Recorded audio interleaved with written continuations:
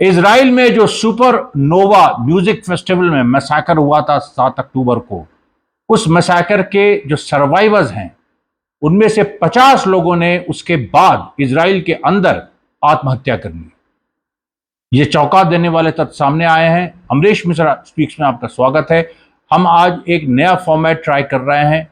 हम 10-10 मिनट के 3 वीडियो बनाएंगे क्योंकि और एक साथ डालेंगे आज, क्योंकि उसमें जो जो खबरों का सिलसिला है वो इस तरह का है। हम इस पे आते हैं। देखिए हुआ क्या कि बेन शिमोन नाम के एक सर्वाइवर जो सुपरनोवा म्यूजिक फेस्टिवल जो मैसाकर था, उनको इजरायली पार्लियामेंट केनेसेट ने बुलाया।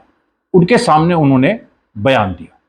अब 7 अक्टूबर को एक बार रिकैप कर लेते हैं।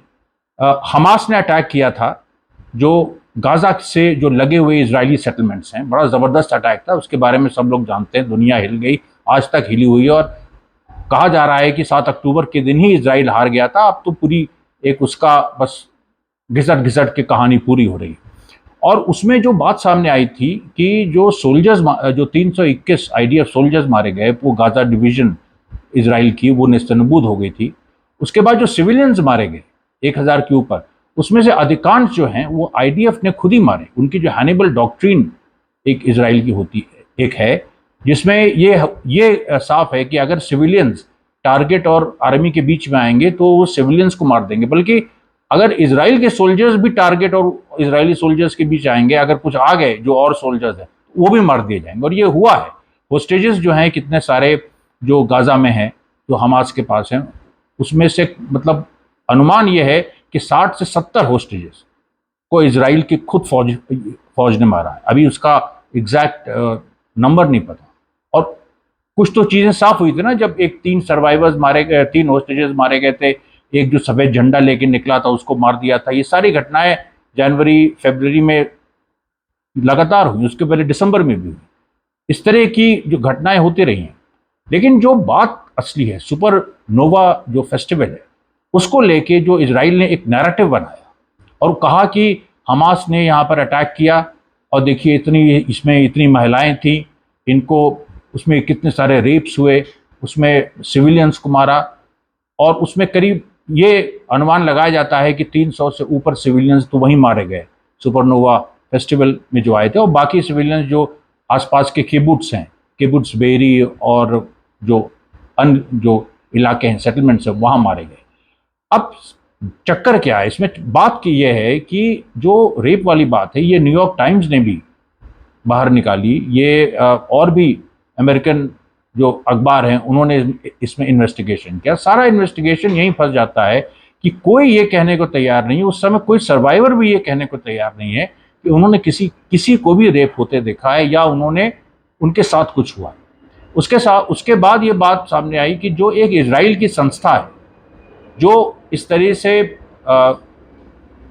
के जो ट्रॉमा के पीरियड होते हैं उसमें हेल्प करती है, उस संस्था के जो लोग हैं उन्होंने पूरा न्यूयॉर्क टाइम्स को और ये कहा कि देखिए हमने देखा, और बच्चे की हमने एक ने तो कह दिया कि एक प्रेग्नेंट औरत का पेट जो है पूरा फटा हुआ था, उसमें से उसका बच्चा निकल रहा था। तो इस टाइप की विभत्स बातें, हमास ने बच्चों को बीहेड किया, सारी बातें झूठ निकली। क्योंकि वो जो संस्था है और वो जो इंसान, वो जो आदमी है, वो उन सारी चीज़ों को बेच रहा था सुविनियर्स की तरह। पूरे इजराइल में उसने पैसा कमाया इन सब कहानियों को देख के, और उसको न्यूयॉर्क टाइम्स ने कोट किया। तो न्यूयॉर्क टाइम्स की जो क्रेडिबिलिटी है वो खत्म हो गई, बिल्कुल मतलब ध्वस्त हो गई।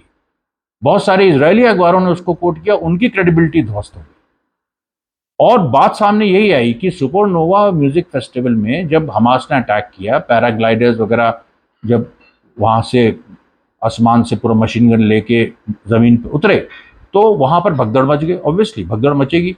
जब भगदड़ मची तो एक तरफ हमास के फाइटर्स थे, दूसरी तरफ फिर जो आईडीएफ, क्योंकि आईडीएफ उस समय बहुत ही पैनिक मोड में आ गया था, पागल हो गए थे लोग। मतलब जो इजरायली सोल्जर्स थे अपने ही लोगों को मार रहे थे। और उन्होंने जब उनके बड़े बड़े कमांडर मारे गए, उनके सैकड़ों लोग वहीं पर आधा घंटा 1 घंटा में मार दिए गए। तो उन्होंने क्या किया कि जो बीच में सुपरनोवा म्यूजिक फेस्टिवल से जो पुरुष और महिलाएं दौड़ के सड़क पे आई और उधर हमास के लोग थे, इधर आईडीएफ के लोग थे, तो इन्होंने उन्हीं पे गोली चला दी ताकि हमास के लोगों को वो तक पहुंच सके, किसी मतलब कुछ तो गोलियां हमास तक पहुंचेंगी।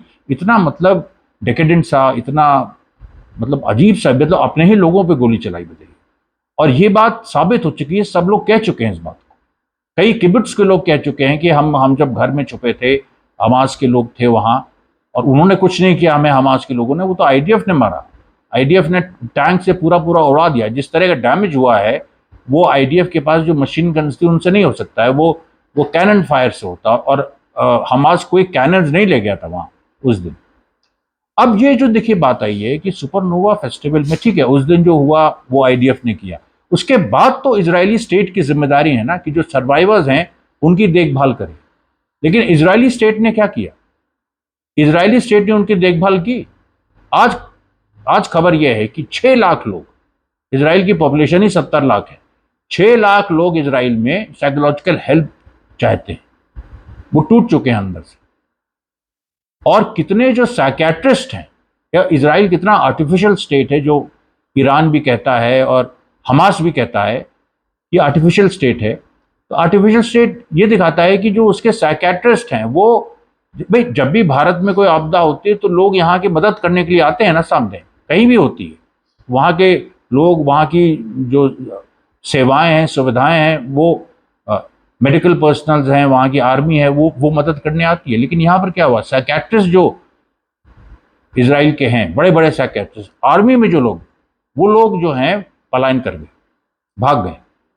और अभी तो मैं कह रहा हूँ 14 अप्रैल को जब ईरान के हमले की बात हो रही थी, उस दिन बेन गुरियन एयरपोर्ट में पैर रखने की जगह नहीं थी, सारे समृद्ध इजरायली देश छोड़ छोड़ के भाग रहे थे। अब देखिए यहां पर जो बात सामने आ रही है कि जो बेन शिमोन, इन्होंने जो कहा कि ये जो 50 लोगों की जो सुसाइड की बात है, ये 2 महीने पहले की बात है। उसके बाद क्या हुआ, कितने लोग और मारे जा चुके हैं, मर चुके हैं सुसाइड के द्वारा, ये उनको नहीं पता। There are many survivors who had to be forcibly hospitalized due to their psychological state. My friends are not getting out of bed, neither am I. कि उनको जो है सर्वाइवर्स को हॉस्पिटलाइज करना पड़ा, और जो लोग हॉस्पिटलाइज नहीं हुए वो अपना बिस्तर नहीं छोड़ना है, इतना उनको डर है। ऐसा क्या देखा उन्होंने जो उनको इतना डर है? ये बताया जाए ना, दुनिया के सामने आना चाहिए। आगे शिमोन कहते हैं, I am practically unable to do anything. I had to get a dog to help me survive in my daily life. The goal for all of us is to return to work and function normally, but we cannot do it without adequate help. कि हमको survive करने के लिए एक कुत्ता खरीदना पड़ा और हम उसके सहारे अपनी जिंदगी जी रहे हैं। हम भी चाहते हैं कि हमारी लाइफ नॉर्मल हो, लेकिन उसके लिए हमें मदद चाहिए, एडिक्वेट हेल्प चाहिए। और हमें कोई हेल्प नहीं मिली, ना किसी प्राइवेट किसी संस्था के द्वारा और ना ही इजराइल के स्टेट के द्वारा। The parliamentary hearing focused on elite failures of the state bodies towards the survivors of October 7. There were complaints about the difficulties, notably bureaucratic, that the survivors faced in getting their post-traumatic stress disorder recognized as well as in receiving the care. कि जो post traumatic stress disorder होता है, जिसको PTSD भी कहते हैं, तो PTSD के लिए अलग से अमेरिका में, तमाम देशों में, इंडिया में भी बहुत सारे ऐसे स्पेशलाइज्ड सेंटर्स हैं, खासतौर पे आर्मी में, और कोई इस तरह के कॉन्फ्लिक्ट जोन से कोई निकलता है तो यहाँ पर जो पूरी बात ये आ रही है कि जो इनका पूरा PTSD, जो पोस्ट ट्रॉमेटिक स्ट्रेस डिसऑर्डर का जो पूरा मैकेनिज्म है, वो फेल कर गया। आगे शिमोन कहते हैं, why should I constantly prove what I experience, why am I forced to go back to the details of what I experience for them to believe me. ये इन्होंने कहा कि बार बार हमसे ये पूछा जाता है क्या हुआ क्या हुआ क्या हुआ, इतने महीने हो, मैं कितनी बार बताऊं। और एक आपको बात बताएं, असली बात, कि इस पार्लियामेंट्री हियरिंग में, जो केवल हिब्रू कुछ अखबारों ने छापा, इस पार्लियामेंट्री हियरिंग में दरअसल ये और कहना चाहते थे कुछ, और जब ये उन्होंने और कहने की कोशिश की तब क्या हुआ। When Shimon tried to explain his condition further, members of the of the Knesset stopped him and asked him to conclude as soon as possible. उनसे कहा गया कि जितनी जल्दी कंक्लूड करो उतना अच्छा है, तो वो अपना कंक्लूड करके चले गए। अब देखिए, अब दूसरी जो एक और सर्वाइवर जब इनकी कहानी सामने आई, तो जो एक नाइमा ईटैन, ये एक और सर्वाइवर हैं, उनका कहना है, I participated in a study that monitored my pulse and other parameters and revealed how bad my health is. I sleep on average 2 hours a night. Each morning at 7 o'clock, I relive the moments when I was hidden in the bushes with terrorists passing by me. I can no longer move on my own. I need to be constantly accompanied. कि मैं खुद अपने आप चल ही नहीं सकती हूँ, मुझे लगातार किसी सहारे की ज़रूरत है। मेरा पूरा मॉनिटरिंग हुई, मेरे पल्स की, मेरे सब कुछ की, लेकिन उससे कुछ नहीं निकला। और ये बात साबित हो गई कि मैं बीमार हूँ।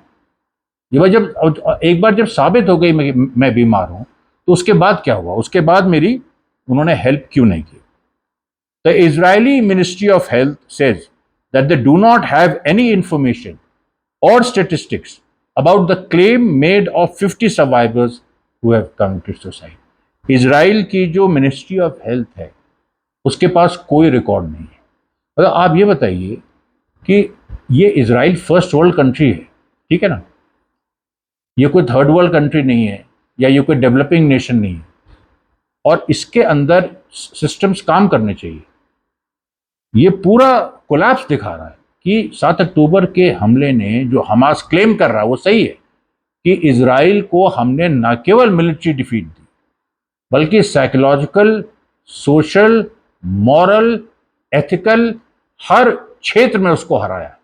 उसके पूरे सिस्टम को एक्सपोज कर दिया है उसकी जनता के सामने कि देखो, ये है इजराइल का नंगा चेहरा जो अपने ही लोगों को मारता है और उसके बाद उनकी जरा सी देखभाल भी नहीं कर पाता। धन्यवाद साथी, बहुत बहुत धन्यवाद।